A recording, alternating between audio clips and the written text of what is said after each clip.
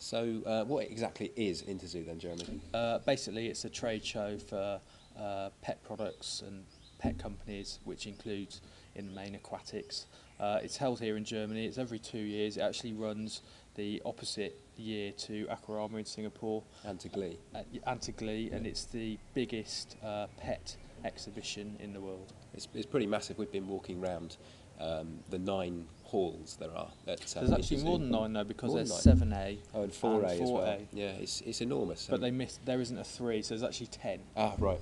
We've seen a fraction of it really. There's 8 of us here, not from editorial, but mainly advertising. Me, Jeremy, and Sandra Pierce from Pet Product Marketing have been looking at some of the new products that are on display in the hall, and we've really only covered a tiny fraction of the.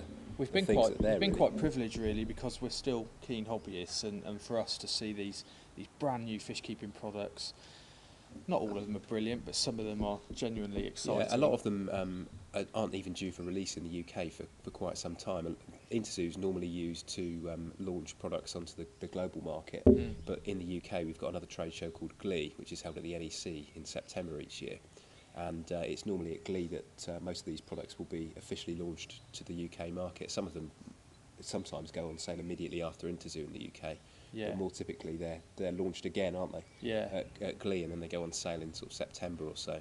And part of the reason for this podcast is for us to give you a bit of a privileged sneak preview and a behind the scenes look at the sort of products that we've been looking at, and the sort of products that are hopefully going to arrive in the UK. That's right, yeah, because a lot of the things that we're seeing at Interzoo over the last few days aren't actually available in the UK, because there's no UK distribution for those companies, or True. it's relatively limited to a handful of retailers, really.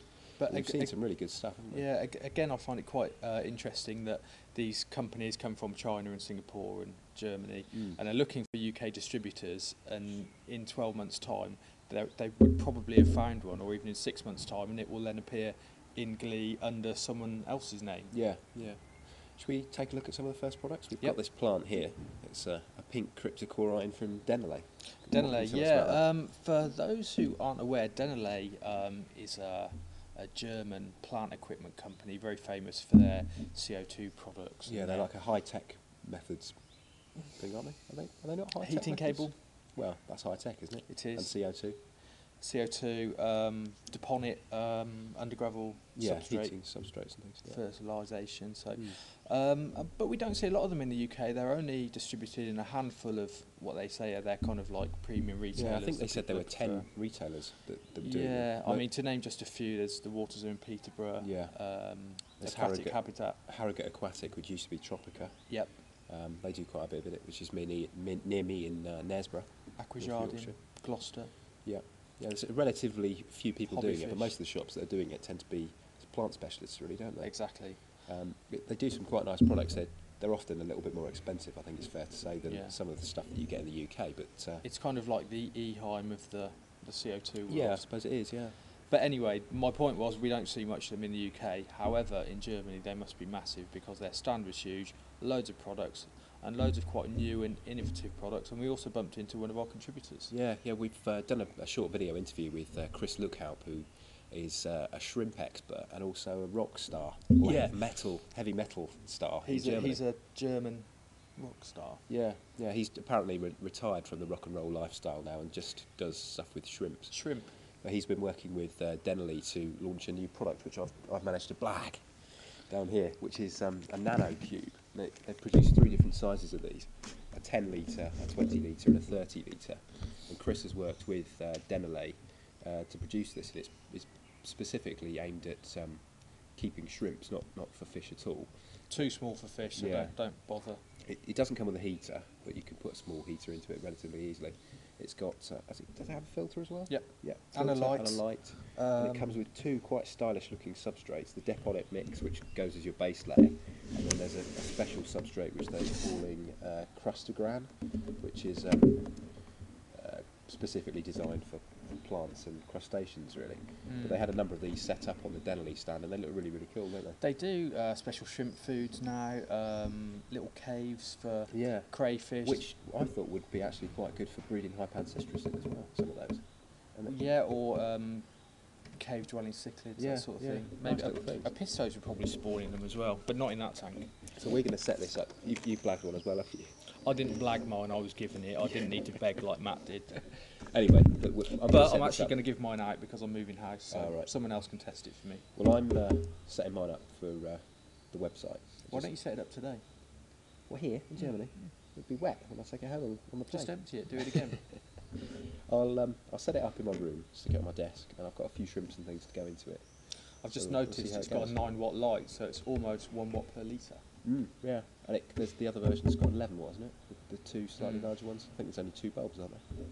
But the bulbs have got quite a good colour spectrum by the looks of them Have as well. they? Yeah, It's quite quite low Kelvin rating. Well, one of them's called Amazon something or other, but the actual quality of the light that it was producing looks really Like natural white. and yeah, like daylight really. But yeah, these look really good. They're all really nicely aquascaped on the stands, and they had some really interesting shrimps in them because Chris Lookout is massive shrimp boffin. Yeah, really. and despite being a metaller, he's a really nice guy. yeah, he's very down Really to earth, nice. isn't he? They had and very famous in Germany for his shrimps. He writes Apparently books. so, and yeah. He's even been on TV apparently. He said he's been on the equivalent of the Jonathan Ross show in Germany. didn't Don't he? quote So, me on that. He's been on TV. I googled him anyway. Yeah. They had a beautiful shrimp in this tank as well, which I think has got massive commercial potential, which they're calling Caridina species denale. Yeah. Are they? Well, Chris said it's going to be called Caridina denale. Because they sent him out there to Sulawesi. Yeah. It's stunning. It looks like a marine blood shrimp. It's got white arms with quite pronounced claws on. Yeah. And it's got a blood... Yeah, I'm just doing my hand actions there. Neil, the cameraman, is laughing at me. And it's got white spots along its sides. It's really quite stunning. It doesn't look freshwater if you saw it. No, it doesn't. It's it's tiny. It's probably only 10-15 mil.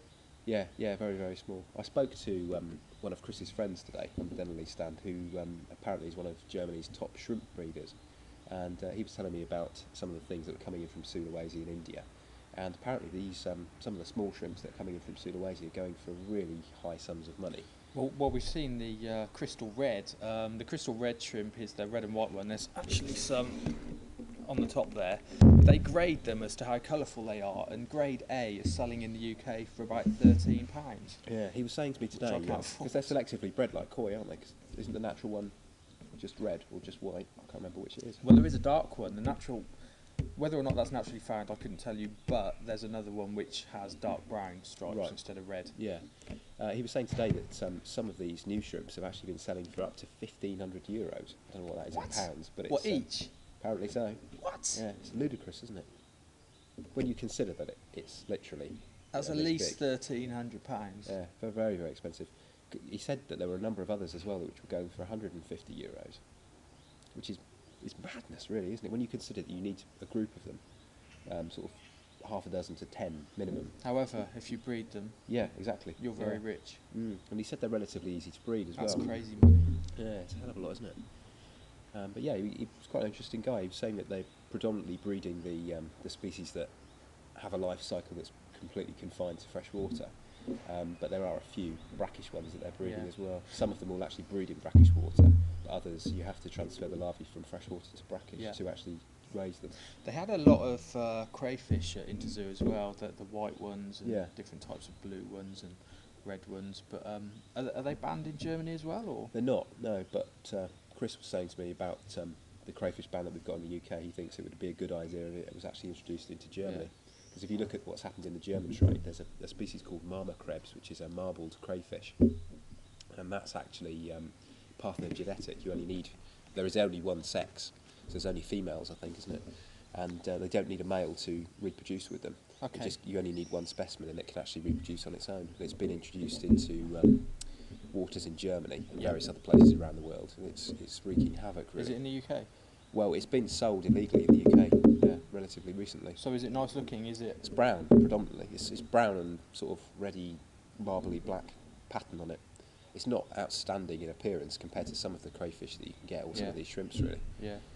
But yeah, it's being sold, or has been sold illegally. Yeah, I was just down at my local river, the River Nene, the other day, and there's signal crayfish in there, and the riverscape looks totally different. They've mined the bank, they've burrowed in, and it's full of holes, and the river's getting wider, and caving in, so Yeah. that's bad. We don't want any more There's of a that. Turkish crayfish, I think, that does the same sort of thing. Plus Really? they carry diseases, don't they? They do. Crayfish plague. Yeah. Should we take a look at some of the brochures and stuff you've got stashed away Yeah, on the floor? I've got several kilos of brochures which I'm going to have to thin out before I get back on the plane. You're not drinking your beer either. Drink it. Okay. That's Chris's business card, largest business card in Europe. Tetra, we'll start off with. Well, I spoke to Rupert about some of the new bits and pieces they had there today.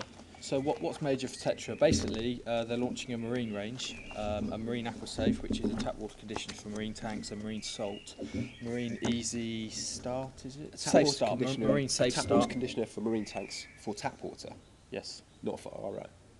not for RO. Because how many people actually use tap water in a marine tank? Well, this is it, and I've recently tested it, and I put it into a reef tank to condition some water for topping up, and the skimmer frothed it all off. Really? Wow. Yeah, Mm. the skimmer went haywire. So it's there if you need it. Perhaps if you keep fish only, not that many people do, but Is that a mega efficient skimmer you've got on there then? no. Just a normal skimmer. Yeah. Mm. And they've also got a reformulation of AquaSafe, I think. Yeah. Did he tell you much about it? A little, yeah. Okay.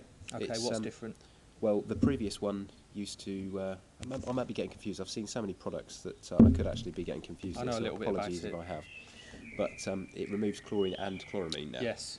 Still doesn't say it on the front though. Hmm. But yes, it does.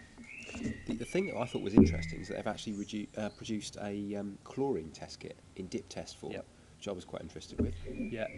Rupert said it's to highlight the importance of removing Yeah. chlorine. Is that going to test for chloramine? I don't think so, but chloramine has a residual part of chlorine in it, so it might Yeah. actually be detected by a Okay. chlorine kit. I don't know. I'm guessing really. But, Okay, so it's worth testing. I mean, I've been crying out for a chlorine test kit on the shelf for years because it's one of those kind of invisible killers, really, Yeah. isn't it? So they've packaged up this 6-in-1 test kit here, which includes pH, KH, nitrite, nitrate, and now chlorine. Is it a dip strip? Yeah, I guess it is. Yeah, presumably one big strip with lots of little pads on it, which are often they're not super accurate, but they're actually quite easy They're to quick read. and aren't they? easy. Yeah, definitely good for new Because fish keepers. that's the problem with a lot of I test use kits, them really. 'Cause sometimes. there's so much variation in the colours on the test strips. Often it's so hard to tell the difference between them that Sorry, you did don't that actually test get for any. ammonia or not? No, not No, ammonia. they never Although do they? I have a feeling I've seen an ammonia test kit. I've in dip seen test one. form. One. Did API have one? Yes. I think they did. Yeah. Yeah. I've seen so many products. I can't remember what I've seen now. I know it's all a bit of a blur, and this beer's making me quite tired. Right, So that's Tetra in a nutshell. So new marine range, new aquasafe. Yeah, there's a salt, isn't there? They've also got a new external filter, which I'm going to put something about in the magazine. The EX range of external filters, I think they're really good. Other people do as well, and they've just brought out in Europe a smaller version, a kind of a nano version, Is which that they say. 1400 or something? Or was it smaller than that? Oh no, it's much smaller. The larger one's 1200. Oh yeah, and the new one, the really huge one they've brought out, the size of a bucket, is 2400, isn't it? That's right. Yeah. Basically, they're not bringing out the smaller version because they feel they don't need it, despite the nano market in the UK. Fine, but they are launching the larger version, which is going to compete with the likes of the FX5 from Fluval, Right. larger Hagen, Eheim. Yeah, I spoke to Professional Rupert briefly about that, and he said Rupert Bridges is the technical bod at Tetra in the UK, and he basically said there wasn't a huge demand for them because of the size of tanks that they're designed for. So it's basically added just to make the range complete, really. Obviously, it's better for Tetra if people buy their largest filter than go into the FX5 Well, because Tetra don't really have anything in that size range, do they? It's funny, you know, I've been talking to the plant guys a lot lately, and the plant guys who are kind of emulating these Far Eastern tanks are just putting more and more flow into their tanks and more biological filters. Yeah. And I've seen heavily planted tanks with the equivalent of a 4-foot external filter on much smaller That's why they use sizes. lily pipes, isn't it? So they can use a bigger filter without creating too much turbulence. Yeah, I've got some issues with some lily pipes because I feel that some glassware's not that user We friendly. were chatting about that last night, weren't we? Yeah, that's perhaps for another podcast. Some people love them. I'm probably too lazy to clean them. That's what it is. Too fragile. Basically, the conclusions were they look good, but they're too fragile, and they're fiddly to clean, aren't they? And they remove them for the photograph anyway. So what's the point? Yeah, but they look alright. I think they look better than plastic ones. No, Do you, not you think? can hide the plastic ones. New Anyway, Era. I next. didn't see New Era. New Era. Aquaculture. Very quickly, New Era. They're British, aren't they? British. Very good reputation for their marine flake. They're quite famous for supposedly having lionfish feed on it. Haven't seen it myself, but lots of shops will testify that it's true. They've increased their range rather with a new cichlid range, one for African cichlids and one for South American / Central American cichlids. Yeah. Haven't tried it out yet. We're going to try it when we get back in the UK. If anyone wants to try it out for us, then as soon as I receive the tubs, I'll send them out. The last time we asked people to test stuff, we actually didn't have any people contact us, did we? No, Mind you, it so was it's for the not- Roxy fish feeder. That we slated. Yeah. Maybe So, that's so inspired this them. might be really good, but what we do need is some positive, well, not positive feedback, but truthful feedback Yeah. about how the product works. If you've got a fish house with loads and loads of cichlids, then drop me an email. I'll get it posted out to you and let me know what you think. Is this the one that that I used? I can't remember which it was, whether it was some New Era or something else. No idea. What was the one we were talking about the other day that sank really quickly? Yeah, that one. This one, yeah. I used it in it. Was that freshwater or marine? It was a freshwater product. Okay. It was okay. It didn't enhance the colour of my fish any more than the previous food that I'd been using, but it sank too quickly for most of my fish. That was my issue with Food it. tests are difficult though. I've spoken to, again, Rupert from Tetra about this, and Yeah. to iron out all the different variables in. Exactly. That's A why food really test. you can't tell anything from just giving it to one person. That's right, and if an African cichlid will tend to eat anything. Yeah. So it's kind Like of- you say, to do a food trial, you've really got to Yeah. trial it in a controlled There are environment lots of across factors. loads of different Yeah, things. I mean, so- Tetra even look at genetics. Yeah. Lots of different things. Mm. So anyway, that's the New Era. Next. This was quite good. The Aquamedic Medusa, which is a tank specifically designed for keeping jellyfish. It's Yeah. smooth inside. The whole inside of the tank is Do you know the type of tank? rounded. What's it called? Chrysal. Cryosol. It's similar. Public aquariums use a special type of acrylic circular tank Yeah. called a chrysal. They're spherical, aren't they, normally? They are. So the jellyfish don't bang into the sides. And why is that, Matt? Can you explain that with pelagic things, what the problem is? Well, I thought it was something to do with the flow and preventing them from bashing into the sides. And- The and sides also- on this are flat. They're flat, but importantly, the corners are curved. So I didn't look really closely at it, but so this part here, the front glasses on either side are completely flat, aren't they? Yeah. And the glass that curves around there is flat. It's not spherical, is it? It's almost spherical. It's Is it? curved. Oh right, I didn't look really closely. at it. Maybe I should explain it. Basically, if you go to the likes of London Aquarium, you'll see jellyfish aquariums, and jellyfish aren't adapted to bump into things.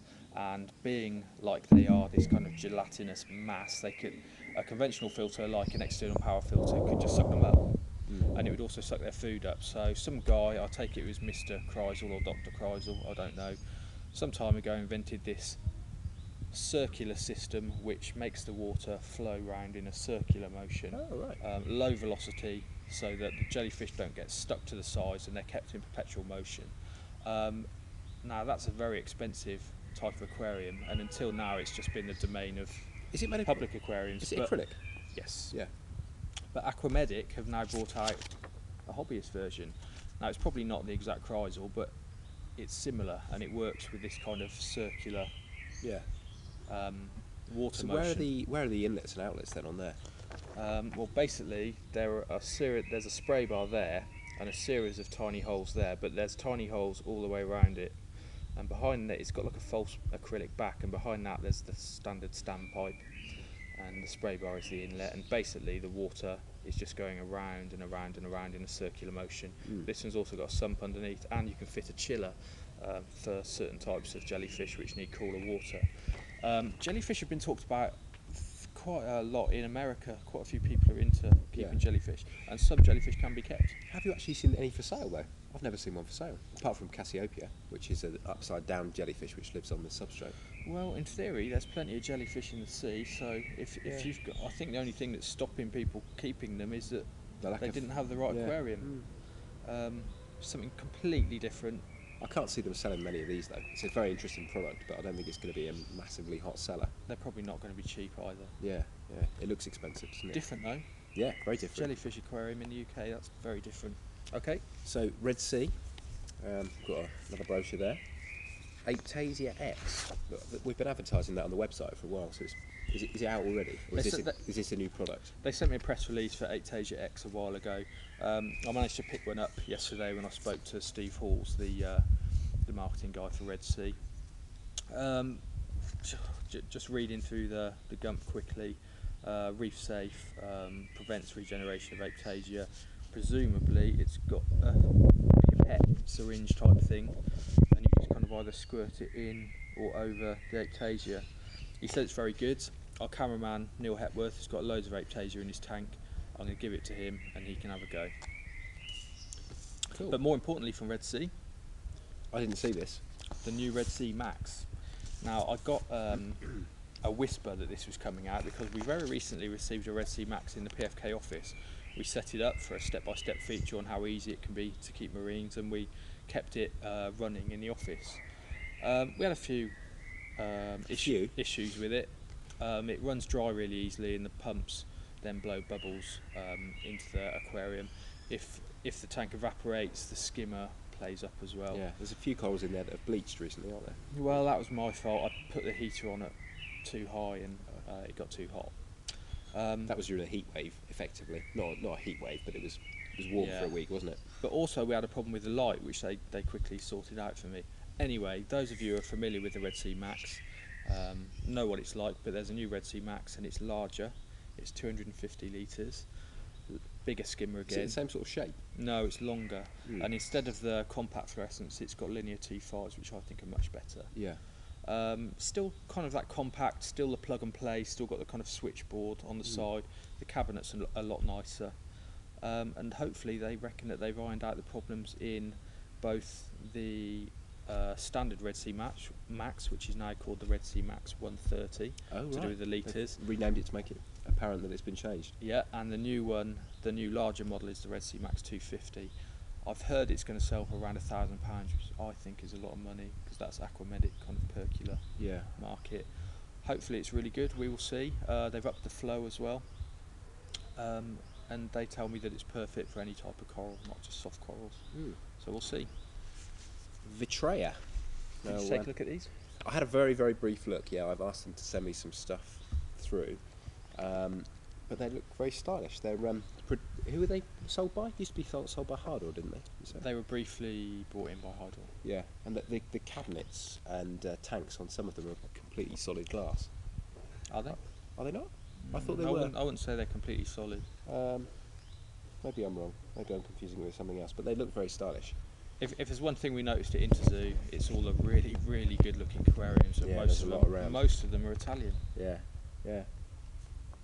The Elos ones were my particular favourite. Have you got an Elos catalogue? I have. Stashed away in there somewhere? I have. Elos is terrific product. Yeah, I really liked the things that we saw there. They had a small, how big was it, do you think?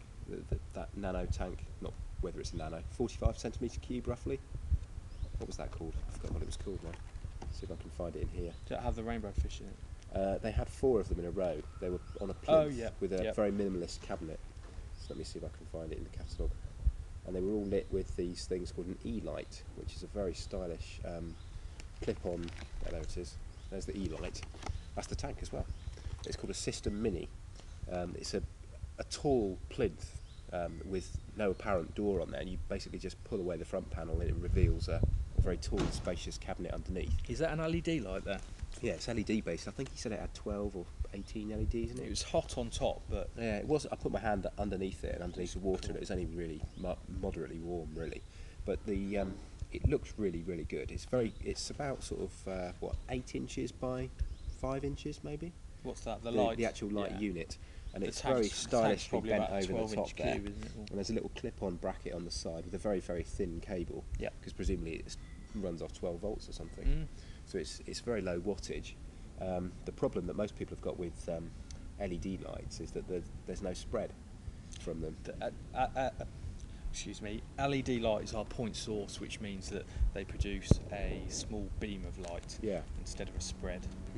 So this one was quite unusual because it was so wide, and the LEDs were spread out relatively wide, so you've got a fairly decent size spot of light in the middle, which is about 8 inches or so across, which is fine for a tank of that sort of size, because you're still going to get some light creeping out to the edges. But these looked really, really good, I thought. And The that tanks were great. aquascape's done by a guy called Felipe Oliveira, which came in the top 10 in the ADA contest. They had a bigger tank there. Let me see if I can find that in here.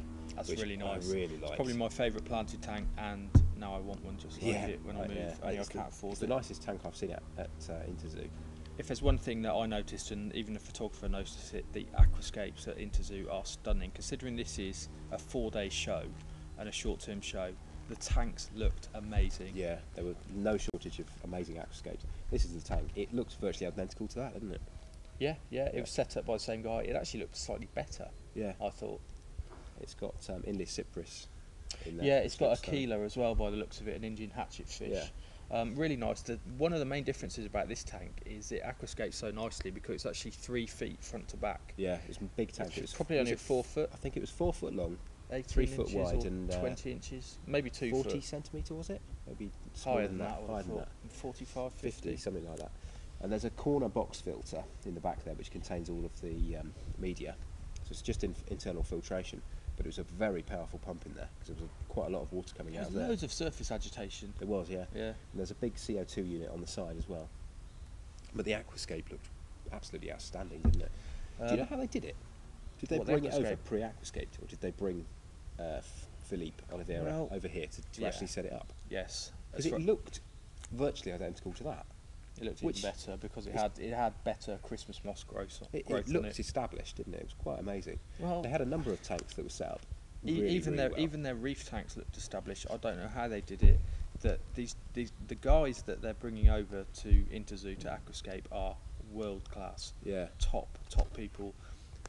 They look as good as you'll see in any book, in any internet forum. They are top class. Yeah, most of the stands actually had really well aquascape tanks on, didn't they?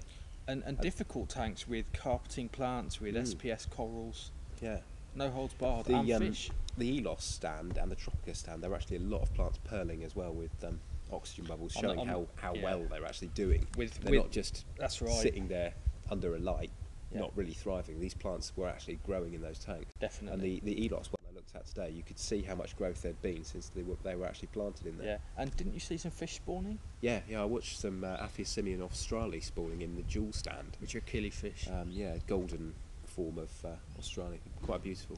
I watched some discus spawning today. That brings me to my next point. Did you go to the Stenker stand? No, I haven't seen it yet. I'll have to look at that tomorrow. Stenker discus are brilliant. They're my favourite discus. They're quite big, aren't they? Yeah. Matt, these were the biggest ones. We took a picture of me holding a big biro next to this discus, and the discus was longer. Seriously, that big, 8-9 inches, spherical. Well, not spherical. Spherical. Circular. Yeah. It's one beer. I've only had 3/4 of a beer. Drink up, because I want another one. Okay. Don't make me laugh. And basically, they were all breeding pairs, all stunning, absolutely stunning. €300 a pair. I don't know whether that was a trade price, but that's quite reasonable, isn't it? It must have been a trade price. Mark Evendon brings in, aren't they, Stenkers? Vocally discus, Stenker discus, they're my favourite. They're so massive and so chunky. They're my favourite discus. You will never see a discus that big, and it brings me to the conclusion that most adult discus in the UK are only half grown. Yeah. So the Elos stuff, going back to that, yep, that's been brought in by Coral Culture, isn't it? Is it? Apparently. Well, yesterday he didn't have a UK distributor. Oh right, well now he has. Coral Culture obviously saw him this morning then. Yeah. But Nick at Coral Culture is apparently distributing this stuff now, and I think it's going to go down very posh well. Products. I think it's quite expensive. That's the bone of contention. Yeah. He makes some beautiful kind of supplements and fertilisers and dry goods as well. He's sending me the price on this System 120, the really big tank that's 3 foot front to back. Yeah. But it's even got an LED background. Did you know that? I didn't know. If you look at the picture and look at the tank at Interzoo, it's got a slightly pink blending into a slightly blue background, and it's actually got a programmable LED background to give you coloured backdrop. The tall tank on the plinth System Mini, that's €999, I think, if I remember correctly. The small one? Yeah, which is quite a lot of money for a 45 centimetre cube. I think it's roughly 45 centimetres. But they did look really cool. It was one of the main attractions of the show, I think. Yeah. The tanks looked the Denali tanks. Fantastic. I think the small one that we picked up is expected to sell for about £100 in the UK. That's quite a lot, I think. It is a lot. But Yeah. it does come with comes everything. with a lot of stuff apart from a heater. You just need to True. find a tiny little heater to go in it, don't you? And there's Yeah, that's they're true. relatively hard to find short little heaters for. You want a No, really, they really take time, tiny really. one, don't you? Yeah. I think the internal filter sticks out a bit as well because it's got quite a big spray bar on it. Yeah. I like the System Mini one because the filter in the System Mini, the little cube tank that Elos do, was actually similar in many ways to a dual filter, confined to the rear corner. It was probably only about 5 inches long by 2 or 3 inches wide. The marine one was slightly bigger and it had a trickle filter, I think, underneath the actual cabinet. And the freshwater version had a couple of outlet pipes and an inlet pipe from an external filter poking out of the front of this black box in the corner. Lots of these tanks, because they look so good, one of their main considerations was hiding all the gear, wasn't it? Yeah. And lots of them are either drilled in the bottom to take external filter pipe work or kind of cleverly pushed into the corner and hidden. Yeah. But lots of these tanks as well are, the Planted guys were like this, they're rimless and braceless. And so even large tanks, they're really thick, really strong glass, but no stress bars. Yeah, they Completely look very, open very top. good like that, don't they? Yeah, look really, really nice. Good for gaseous exchange as So well. we've done Elos, we've done Vitrea, Yep. and we went out for a meal with JBL last night. The JBL stand is probably the biggest and busiest stand at Interzoo. It's mad. It's like a market. There's about 50 reps and about 500 visitors on there. They've got a it's bar, packed. which is great. I haven't actually had any beer from their bar. I might go there tomorrow. Well, I got booted off because some Russians wanted to sit in my seat or something. But So the main thing that they're doing is a filter, isn't it?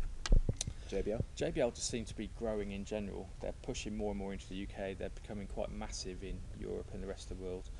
Lots of everything. Lots of planting products. Lots of new internal, new external filters. Yeah. I think they're both really good. I've tried them out. CO2 products. They've got a new pH. In fact, I've got some notes. I won't bore you too much with my notes, but if I can find it. Red Sea, Arcadia, Giesman, Eheim, JBL. New T5 lighting, which is meant to be really good for plant growth. Yeah. New heater, and that comes with a heater guard, as supplied with a heater guard, which is good. Biotopol. Now, I think Biotopol is JBL's water conditioner, Right. and they've done a shrimp Biotopol. Midge, sorry. Yeah. The difference with the shrimp Biotopol is, I think, don't quote me on this again, they only told me very briefly and they told me such a lot I've probably forgotten it. I think it contains extra calcium and magnesium and it's certified as copper free, and I think it can remove copper or bind copper. Yeah, I think I picked that up. I had a very brief look at it yesterday. Yeah. New phosphate test kit, which they say is high accuracy. Their lab did some research and apparently algae completely dies at less than 0.002 ppm of algae, phosphate. So they've got a test kit which can now test very accurately, so they say. And they produce their lighting for the new Jewel aquarium as well, as do lots of other people now, which is good for people who like the choice. Yeah. Is that all of the new JBL stuff? Should we move on to the next one? Yeah, JBL. Probably visit their website. They've got so many products coming out. It was dizzying. We've done Denley already, so we were on the last one now. Who's this? Well, that's just a magazine Well, that I that's a picked up on lizards. No, there's loads more. Eheim, Tunzi, Oh, it's still another stacks. Deneley. I haven't seen Eheim yet. Okay. But you said they had a new filter, didn't you? Feel Which free had, to ask me about Eheim. Go on then, tell me about the new Eheim filter. Right, where shall I start? Here we go. Eheim. You've got lots of notes there. The Echo range has been improved. Right. Lower in wattage, but higher output than it used to have. The It was Echoes- quite low, wasn't it? It's It was- always low. Yeah. They're great for small tanks, but I always thought it was really low. Yeah, It's so like, it was underpowered, really. well, I think these days it's underpowered. I think that years ago, when we all thought that you had to have very little flow to grow plants, That's right, yeah. it was Whereas fine. the opposite applies now. And don't get me wrong, it's one of my favourite filters. I've had every single model of the Echo or Eco, and they're well made, as all Eheims are. Good biological capacity, etc. I think I've broken two. You've broken. I think there used to be a problem when they first launched them years ago. The handle used to snap. That's what I did to two of them, yeah. But anyway, that doesn't happen But anymore. I'm quite clumsy, and that's why Neil is laughing. You might actually be able to hear us laughing on the Matt microphone. Clark is so Sorry. clumsy. I just feel sorry for all the manufacturers Matt's broken their products and given them a bad review because of it, when it's no fault of the. I'm a typical the user. product. I'm a typical end user. Okay. So the Echo, it now comes with media, which is great. Eheim is notorious for not supplying media, and then you have to buy about 50 quid's worth.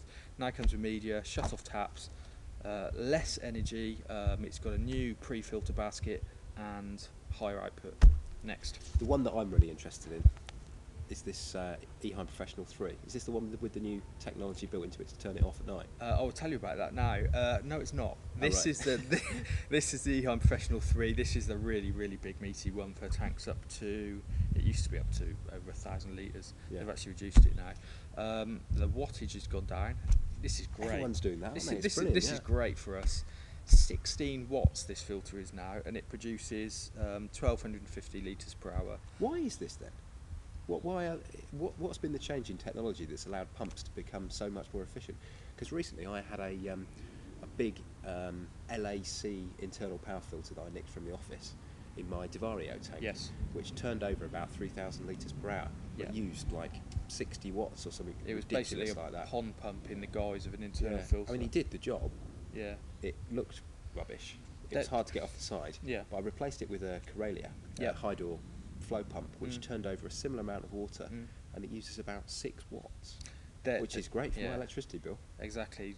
It's great for the environment as Yeah. well. There is a trade-off though. It tends to be if you buy a cheap pump or a pump that you need to be gutsy and pump ahead at height, it tends to take a lot of Same energy. with pond pumps, isn't it? Because if you look at the Oasa ones and then the ones that are If- designed for pumping out cellars, typically the Oasa ones like the Aquamax and things of that era. They won't lift at much head. They won't lift above 3 or 4 feet, but very efficient. Yeah. Whereas if you wanted a Prima pump that will pump water 30 feet in the air, they use a lot of energy to do it. Yeah. But anyway, the reason why they've done this, the answer to your question is, I don't know, maybe the technology is getting better, but they have to adapt to the market because the Fishkeeper has less money than they used to have because of the cost of electricity. Obviously, it's an issue now, isn't it?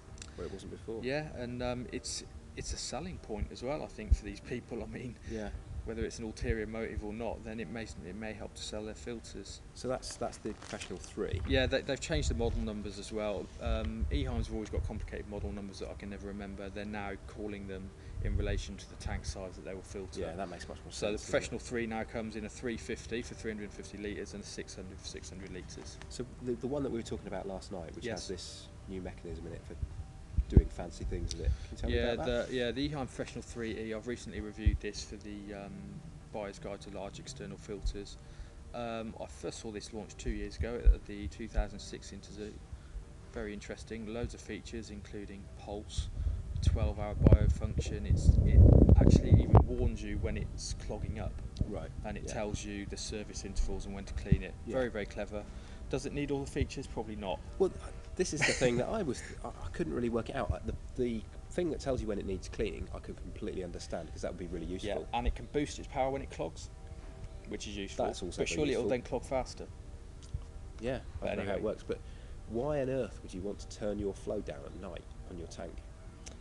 Or to Yes. turn your filter down to reduce the efficiency of your filter at night? This I don't is understand this that. is well. It just seems like a gimmick. Yeah. Hydro have just done this with their Coralia pumps. And Tunzi do it as well. There's a photo sensor. Yeah. So when your lights go off, it'll reduce the flow Yeah, of I your saw pumps. that. Apparently, it takes 2 minutes for this photosensor to be affected by light. So if you go to the toilet in the night and you turn on your light near your fish tank, it doesn't actually blast all your fish with a sudden. But pulse of why current. is our question? Yeah, exactly. Because in the sea, where these things come from, or at rivers, the water is constantly flowing. The flow on a river does not go down at night. No, I can't imagine why on earth fish would need to have a bit of sleep where they had slightly less water. And what would be the possible implications in an aquarium, Matt, for lower flow at night? Well, you obviously might have reduced the efficiency of the filter, I guess. CO2 build-up as well. Oh, of course, yeah. Gaseous Yeah. exchange. Yeah.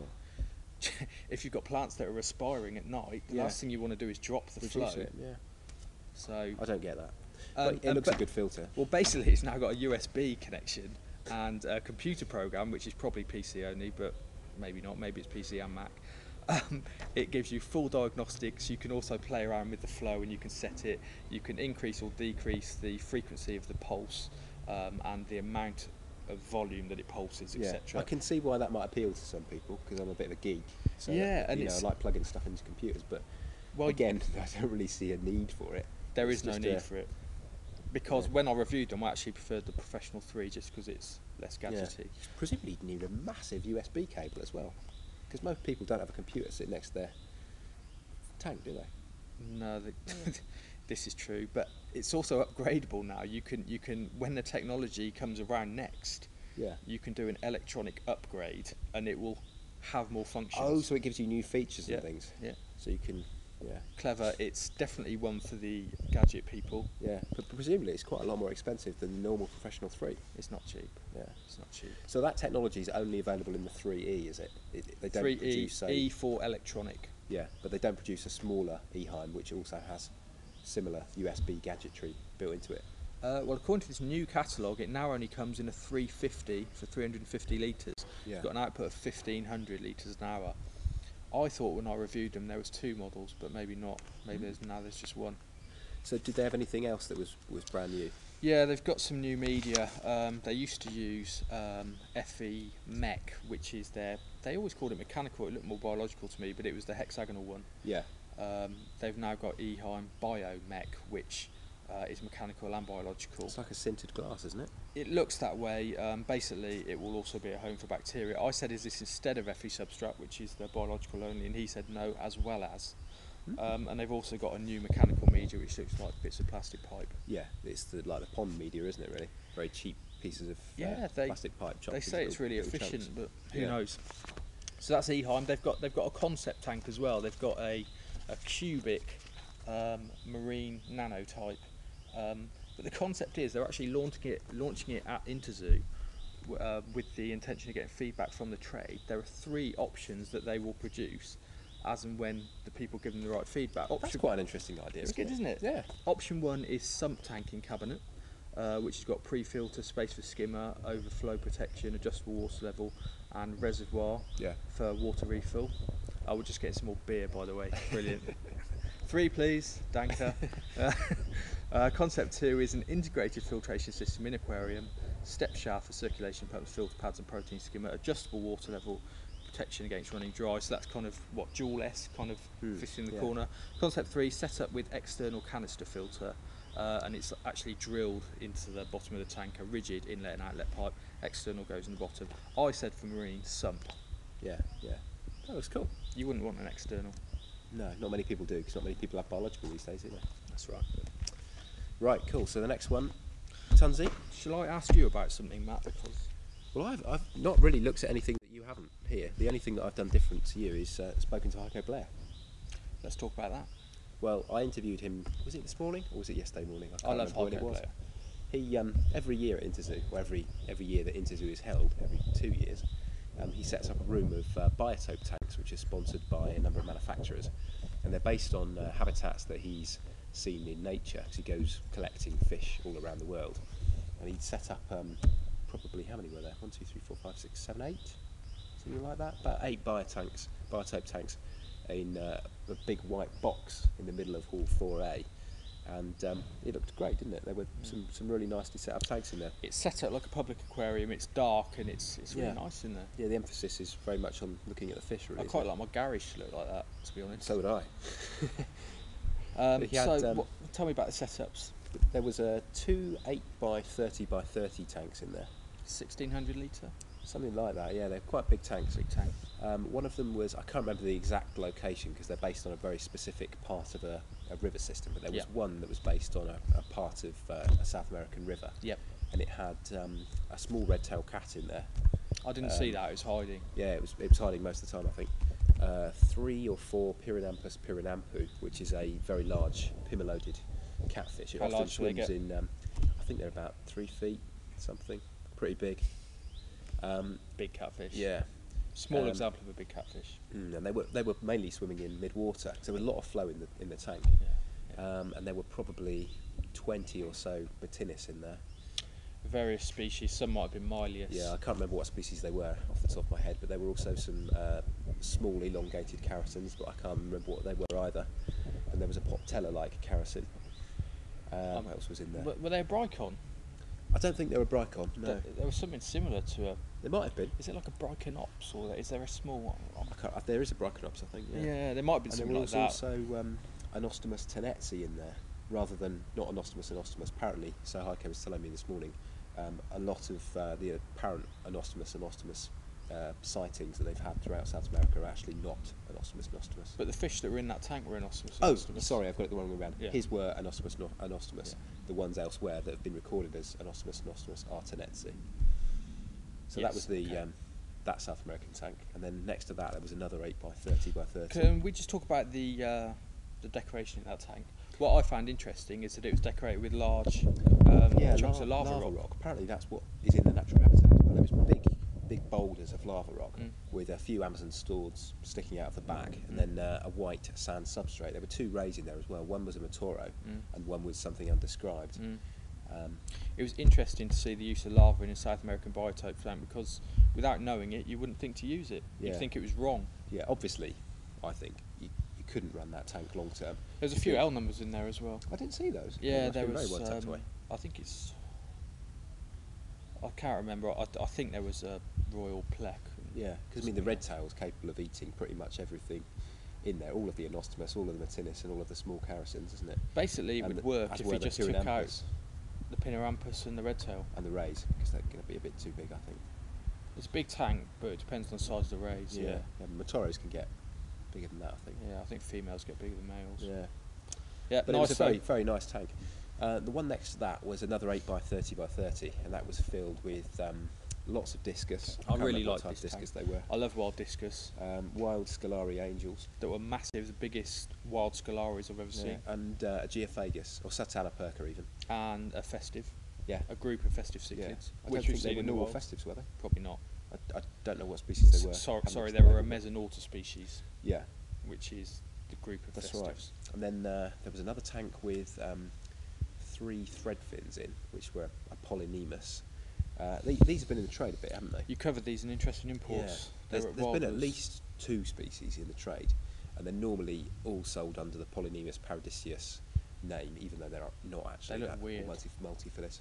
They've got sort of whiskers, haven't they, on the undersides of their body and on their chins, and they're constantly moving around using these things, a bit like hands, really, aren't they? Well, it's almost like a gurnard then, but They like are a an bit like elongated. gurnards, yeah. They're much more fragile. They don't ship very well. They're not common in No, the trade very, because very they're difficult to keep. Yeah. Nice to see them in a biotope tank though. Yeah, 2 of them were looking a bit ropey, but Yeah. they are incredibly difficult fish. So They even to travel get them so alive badly. in that was Are they impressive. brackish? They can live in fresh and brackish water, but they're predominantly brackish, because most of the polynemids are actually marine, but some of them enter fresh water as well. I think that adult They were versions probably in swim brackish water, I would seawater. guess. Yeah, There was plants in there though. There were crinums. yeah. Big Tyanum. Tyanum is an onion plant, which would literally look like an onion with huge strap-like Mm. leaves, a bit like Vallis, really. They may actually be salt tolerant though. Crinums. Yeah. Yeah, I didn't know that. And then what's next? Next to that, there was another South American tank, which was about 3x2x2, I think, and that had a small Gymnogeophagus in it. I'm just going to hold the mic while we receive our beer. Cheers, everyone. Cheers, yeah. Brief break there to get a new beer. It's a hard life for PFK, man. It is, isn't it? Yeah. We don't normally have beers during podcasts, do we? Oh, no, we just We have- should do, I think. Yeah, we should. It makes me waffle though. Cheers. What were we talking about? Player tank yeah. number 4. Yeah, the one it had Gymnogeophagus in it, which Oh, yes. spawned, I think. It had Rhabdotus and Meridionalis. Yeah. And what they call over here the white spot tetra or the four-eyed tetra. Yes, I know. Is it Axelrodius stigmatius?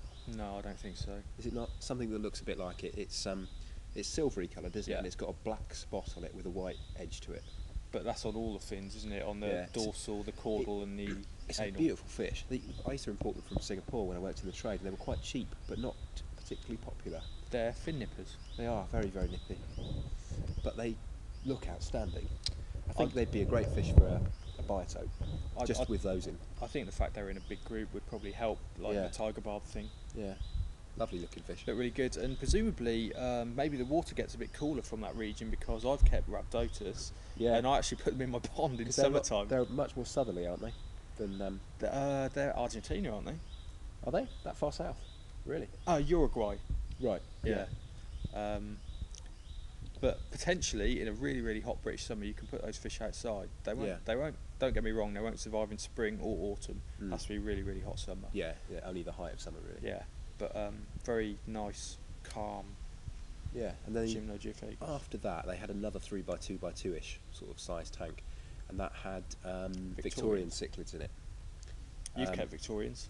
Yeah, I used to breed the one that they had in there, which yeah, was I've kept Victorians as well.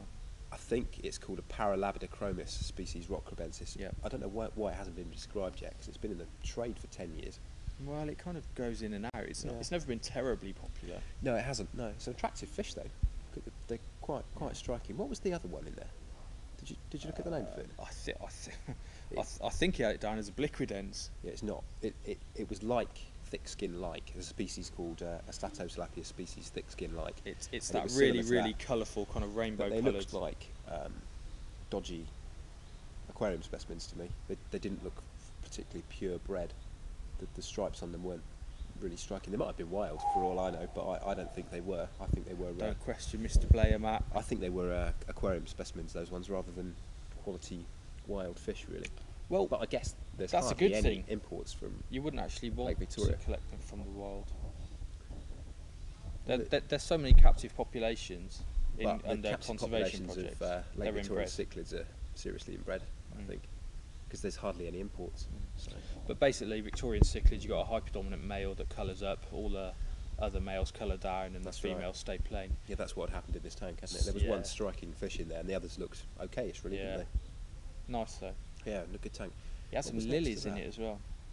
Yeah, I didn't know that they grew in that specific Now, habitat. I think next to that, I think there was There was a three three- Asian setups or two Asian. Yeah, there was a setups? 3x2x2 next to that with, I counted them, 30 Myxocyprinus asiaticus. Ah, High fin banded sharks, they used to be called. or Chinese sailfin suckers. That's the ones, yeah. You don't But see they're- them in the UK anymore. No, exactly. They're banned now. They're illegal. They've been illegal for a while, haven't Why is they? that? Because DEFRA thinks that they pose a threat to our environment, and they don't want them ending up in our native rivers, because they're found in big Chinese rivers, and these are fish that grow to 3 feet-ish. And you found a picture on the PFK site once of an adult that looked completely different. Yeah, they look nothing like the juveniles. The juveniles is a sort of a stripy fish, about so long. Well, they're sold at that sort of size. They can obviously be any size up to 3 feet, but they're normally sold at about 3 inches, aren't they? Yeah. And they've got a very tall dorsal fin and brown and beige stripes. Very Really attractive. striking fish.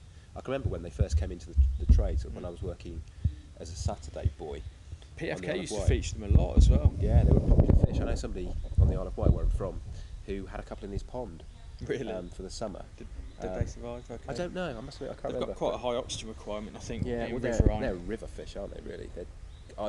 The thing is that there were so many of them imported, often at quite a high price, because when they originally came into the trade, they were hundreds of pounds each. But the price plummeted to sort of £20 or so in the mid '90s, and then they were banned subsequently after that. But I have never heard of anybody that's got one over about 10 inches.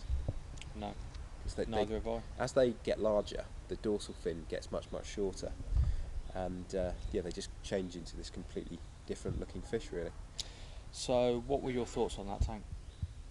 Because I think I overheard Heiko mention that the habitat is now under pressure. Oh yeah, I would imagine it is. Yeah, most of the Chinese rivers are really heavily polluted, so So it was interesting to see the fish. We haven't seen them for a few years. They're not allowed in the UK, so never ever buy one or try to get your retailers to no. In import fact, them. somebody actually did buy one and contacted DEFRA, and they confiscated it and culled the fish. Yeah, don't I do believe, it. yeah. Don't do it. Yeah, not worth touching them really.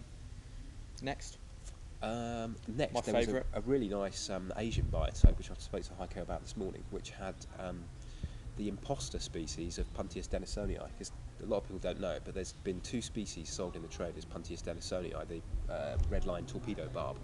I'm just going to shut the door. The 2 species, there's one called Puntius chalacubiensis, which grows to about 15 or 20 centimetres, and it's slightly drabber than Puntius denisonii. It's had a reputation for being slightly more aggressive, but Heiko said that's not true. But it's found in a completely different place to Puntius denisonii. I thought the differences were quite marked, but they're not. At No. first glance, I thought they were Denisonii. They just look like washed out denisonii, but they're He's- not as he's- striking. He says they get bigger, They do, yeah, 20 centimetres, whereas denisonii is sort of 10. and they're 15 found in a maybe. different environment. Completely different, yeah. They're found in a fast-flowing stretch of river, in a big river. He said they're very night active though. That's right. They're not a day He had fish to catch at them all. at night. Didn't find any specimens at all in daylight. Yeah, which was very, very interesting, I thought. Yeah. And there was also a Divario in there, which wasn't identified, but I think it was Divario brown eye. And there was also Divario dangula in there. Just another point about the We're running out of Calicudiensis. tape, by the way. Yeah. Just another point about the Calicudiensis. Yeah. You shouldn't really keep them in strong light in them. Presumably they shy away from strong light. I don't know. If they hide in the daytime Presumably, and they're yeah. active at night. Well, they live in a huge river, so maybe the river is quite dark. Maybe it's coloured. Coloured, yeah. If it's a turbulent river, which it, Because he said it the was. tail marks and the red line would probably help them identify each other. That's Yeah. something we found in the Amazon. Mm. Tail markings and fin markings. Yeah, anyway, there was another Danio in there, which he said wasn't Ririo, which came from a completely new location to Danio Ririo, which is the zebra Danio, very popular aquarium fish, really widespread throughout India and elsewhere. So he thinks that's a new species which hasn't been described yet. He sent some specimens to Fang Fang, or Fanculunda, which is now known, who's a Danio taxonomist. Fang Fang. Yeah. And the last tank is, I think, well, there are two more. One was the Catherine River, which has got a new type of gudgeon in it, which was described recently. Australia. Yep. You can read more about that on the website. Rainbows and gudgeon. Interesting, but quite rare fish. The last one was another 3x2x2, which had about 10 or 20 Channa pulchra and Channa ordinata pinnasin, which are two new snakeheads. I thought which I have could been only see one described. species. Well, You Heiko told me reckons they're the there same. was two. Ralph Britt's described them recently. He's a taxonomist that works at the Natural History Museum. We've covered the story on the website if you want to read more about it. But Ralph described them and said they were completely separate. And the pictures that Ralph provided look completely distinguishable, really. But Heiko thinks they're one and the same. Okay.